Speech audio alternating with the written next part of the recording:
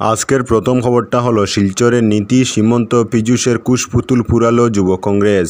শিলচরে বিহারের মুখ্যমন্ত্রী নীতিশ কুমার, রাজ্যের মুখ্যমন্ত্রী হিমন্ত বিশ্ব শর্মা ও জলসম্পদ মন্ত্রী পীযূষ হাজারিকার কুশপুতুল পুরালো যুব কংগ্রেস।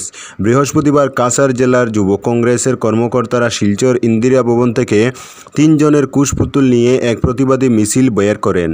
শহরের বিভিন্ন পথ পরিক্রমা করে ব্রাহ্মণবাড়ি পয়েন্টে জমায়েত হয়ে মুখ্যমন্ত্রী ডক্টর হিমন্ত বিশ্ব শর্মা, জলসম্পদ মন্ত্রী পীযূষ হাজারিকা ও বিহারের মুখ্যমন্ত্রী নীতিশ কুমারের কুশপুতুল দাহ করেন। আন্দোলন চলাকালীন পুলিশ বাধার সৃষ্টি করলে প্রতিবাদকারী ও পুলিশের মধ্যে সামান্য ঠেলাধাক্কার পরিস্থিতি সৃষ্টি হলেও নিয়ন্ত্রণে থাকে।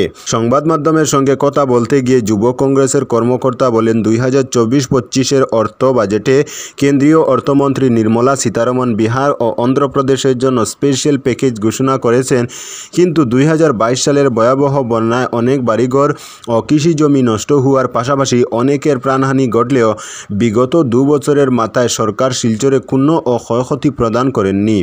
একইভাবে এবছরও বন্যায় ব্যাপক ক্ষতিগ্রস্ত হয়েছেন সাধারণ মানুষ, ঘটেছে প্রাণহানিও, অথচ নির্মলার বাজেটে অসমের স্থান নেই। আর মুখ্যমন্ত্রী জাতি ও ধর্ম নিয়ে রাজনীতি করে যাচ্ছেন, কিন্তু সমাজের উন্নয়নে কোনো কাজ করছেন না। হিমন্ত বিশ্ব শর্মাকে একজন ব্যর্থ মুখ্যমন্ত্রীর তকমা সেটে দিয়ে এদিন তীব্র ক্ষোভ প্রকাশ করেছেন যুব কংগ্রেসীরা। শুধু তাই নয়, জলসম্পদ মন্ত্রী পীযূষ হাজারিকার বিরুদ্ধেও কড়া মন্তব্য করার পাশাপাশি তার ভূমিকায় তীব্র নিন্দা ও ধিক্কার জানান। যুব কংগ্রেসের কর্মকর্তারা বলেন, বিগত দিনে শিলচর সফরে এসে 10 দিনের মধ্যে তারাপুর শিববাড়ি রোডের করিডোর নির্মাণের কাজ শুরু করা হবে বলে প্রতিশ্রুতি দিলেও কাজ এখনও শুরু হয়নি। তারা বলেন, বাঙালি জাতিকে নিয়ে যেভাবে ছেলেখেলা শুরু করেছে বিজেপি সরকার, আগামী নির্বাচনে এর যোগ্য জবাব দেবেন বরাক সহ গোটা রাজ্যের জনগণ। এদিন বিহারের মুখ্যমন্ত্রী নীতিশ কুমারের কুশপুতুল দাহ করে তীব্র আক্রমণ করেন যুব কংগ্রেস নেতারা। বুধবার বিহারের আন্দোলনে যুব কংগ্রেসের সর্বভারতীয় সভাপতি শ্রীনিবাস বিবিকে বিহার পুলিশ যেভাবে গুরুতর আহত করেছে, এর প্রতিবাদে বিহারের মুখ্যমন্ত্রী নীতিশ কুমারের কুশপুতুল জ্বালিয়ে তীব্র ক্ষোভ প্রকাশ করেছেন। নীতিশ কুমারের গুন্ডামির দিন ফুরিয়ে আসে, 26 নির্বাচনের যোগ্য জবাব দিবেন বিহারের জনতা বলে জানিয়েছেন তারা। প্রতিবাদ কর্মসূচিতে শিলচর যুব কংগ্রেসের সভাপতি রণধীর দেবনাথ, আনসার হোসেন বড়লস্কর, চন্দন মজুমদার সহ দলের অন্যান্য কর্মকর্তারা উপস্থিত ছিলেন। আজকের পরবর্তী খবরটি হলো, বরযাত্রাপুরে চলন্ত গাড়ি থেকে বাংলাদেশি যুবকের জাপ। বরখলা থানা এলাকার বরযাত্রাপুর লস্কর বাজারে চলন্ত গাড়ি থেকে ঝাঁপিয়ে পড়ল যুবক। এই যুবকের সূত্রে যে কাহিনী বেরিয়ে এসেছে তা ভয়ঙ্কর। যুবকটি জানায়, তার নাম রাজীব শেখ, বাড়ি বাংলাদেশের পাবনা জেলার সুলাগঞ্জে। বাংলাদেশ থেকে এক বন্ধুসহ তাকে অপহরণ করে নিয়ে আসা হয়েছে ভারতে।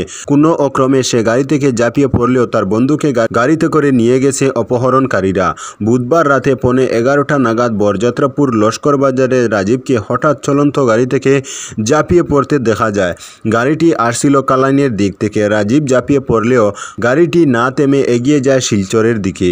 রাজীবকে স্থানীয় লোকেরা জিজ্ঞাসাবাদ করে বাংলাদেশ থেকে তাকে অপহরণ করে নিয়ে আসার কাহিনী অবগত হওয়ার পর সমঝে দেন পুলিশের হাতে। রাজীব জানিয়েছে, বন্ধুসহ তাকে বাংলাদেশে অপহরণ করেছে আলী নামে এক যুবক। তবে কিভাবে তাকে সীমান্ত পার করানো হয়েছে এ নিয়ে সে অবগত নয়। তখন সে ছিল অচেতন। যখন চেতনা ফেরে তখন নিজেকে দেখতে পায় গাড়ির ভেতর। পাশে ছিল তার বন্ধুও।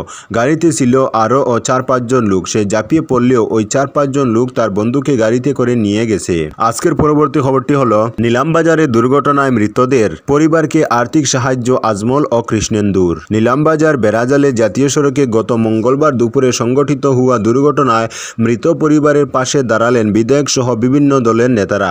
AIUDF সুপ্রিমো বদরুদ্দিন আজমল, দক্ষিণ করিমগঞ্জের বিধায়ক সিদ্দিক আহমেদ, পাতারখান্দি বিধায়ক কৃষ্ণেন্দু পাল সহ AIUDF এর করিমগঞ্জ জেলা সভাপতি আজিজুর তালুকদার পরিবারের খোঁজ নিলেন বৃহস্পতিবার। প্রয়াত অটোচালক রুহুল আলমের 3 সন্তানকে আর্থিক সহায়তা করেন বদরুদ্দিন আজমল। একইভাবে প্রতিনিধির মাধ্যমে আর্থিক সহায়তা পাঠিয়ে পাশে দাঁড়ালেন পাতারখান্দির বিধায়ক কৃষ্ণেন্দু পাল।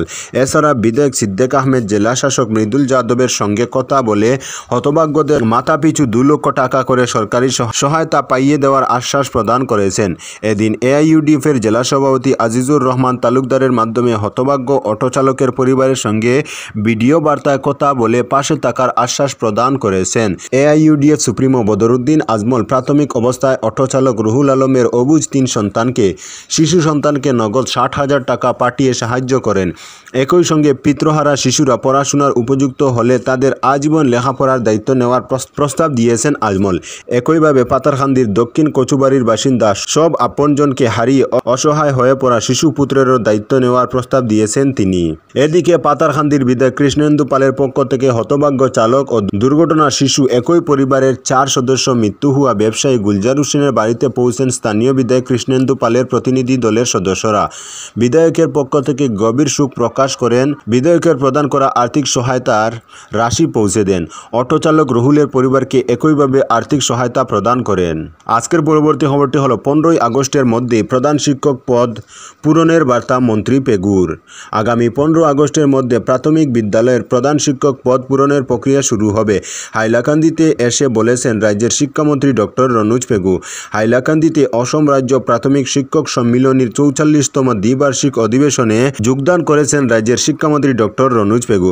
15 আগস্টের মধ্যে প্রাথমিক বিদ্যালয়ে প্রধান শিক্ষক পদ পূরণের প্রক্রিয়া শুরু হবে জানিয়ে তিনি বলেন, তবে সব বিদ্যালয়ে দেওয়া হবে না প্রধান শিক্ষক। কেবলমাত্র 100 বা এর বেশি ছাত্রছাত্রী সংবলিত বিদ্যালয়গুলিতে দেওয়া হবে প্রধান শিক্ষক। বিদ্যালয় রেশনালাইজেশনের প্রসঙ্গে মন্ত্রী পেগু বলেন, এই প্রক্রিয়া চলছে। এরপর শিক্ষকদের রেশনালাইজেশন প্রক্রিয়া শুরু হবে। এর মাধ্যমে শিক্ষক ও ছাত্রের অনুপাত ঠিক করবে তার দফতর। এছাড়া খুব শীঘ্রই শিক্ষকদের সব ধরনের অ্যাটাচমেন্ট বন্ধ করে দেওয়া হবে বলে জানিয়েছেন মন্ত্রী রনোজ পেগু। অনুষ্ঠানে শিক্ষাক্ষেত্র সম্পর্কে বহু কথা বলেছেন মন্ত্রী। ছাত্রছাত্রীদের উপযুক্ত শিক্ষায় শিক্ষিত করারও আহ্বান জানিয়েছেন মন্ত্রী পেগু। আজকের পরবর্তী খবরটি হলো বরাকের সব জেলা সদরে নিয়োগ পরীক্ষা কেন্দ্র চেয়ে মুখ্যমন্ত্রীকে বরাকবঙ্গের চিঠি। রাজ্যের সরকারি দফতরগুলিতে তৃতীয় ও চতুর্থ শ্রেণীর পদে 35,000 নতুন নিযুক্তির জন্য সরকার যে সিদ্ধান্ত নিয়েছে তাকে স্বাগত জানিয়ে ওই নিয়োগ পরীক্ষা কেন্দ্র বরাক উপত্যকার 3 জেলা সদর শিলচর, করিমগঞ্জ ও হাইলাকান্দিতে রাখার দাবি জানিয়েছে বরাক উপত্যকা বঙ্গ সাহিত্য ও সংস্কৃতি সম্মেলন। বিষয়টি সম্পর্কে সম্মেলনের কেন্দ্রীয় সাধারণ সম্পাদক গৌতম প্রসাদ দত্ত মুখ্যমন্ত্রী হিমন্ত বিশ্ব শর্মাকে পত্র লিখে সম্মেলনের আর্জি জানিয়েছেন। বরাকের 3 জেলায় নিয়োগ পরীক্ষা কেন্দ্র বসানোর দাবির যৌক্তিকতা তুলে ধরে সাধারণ সম্পাদক দত্ত মুখ্যমন্ত্রীকে বলেছেন, উপত্যকার বেহাল সড়কপথের জন্য প্রত্যন্ত এলাকাগুলো থেকে সময়মতো দূরবর্তী পরীক্ষা কেন্দ্রে উপস্থিত হওয়া, রাত্রিযাপন এবং সেসবের ক্ষেত্রে ব্যয় সংকুলানে আর্থিক অপারগতা পরীক্ষার্থী ও তাদের অভিভাবকদের জটিল সমস্যায় ফেলতে পারে। অতীতে এ নিয়ে বিস্তর সমস্যা তৈরি হয়েছিল। তীব্র যানজটের জন্য বহু পরীক্ষার্থী সময়মতো পরীক্ষা কেন্দ্রে উপস্থিত হতে পারেননি। পরীক্ষা পরিচালনা এবং আইন শৃঙ্খলা রক্ষার দায়িত্বে থাকা প্রশাসনিক কর্তাদেরও হিমশিম খেতে হয়েছে। অতীত অভিজ্ঞতার ভিত্তিতে উপত্যকার 3 জেলায় নিযুক্তি পরীক্ষা কেন্দ্রের ব্যবস্থা করা হলে পরীক্ষা ব্যবস্থাপনা সম্পর্কিত যাবতীয় জটিলতা এড়ানো সম্ভব হবে।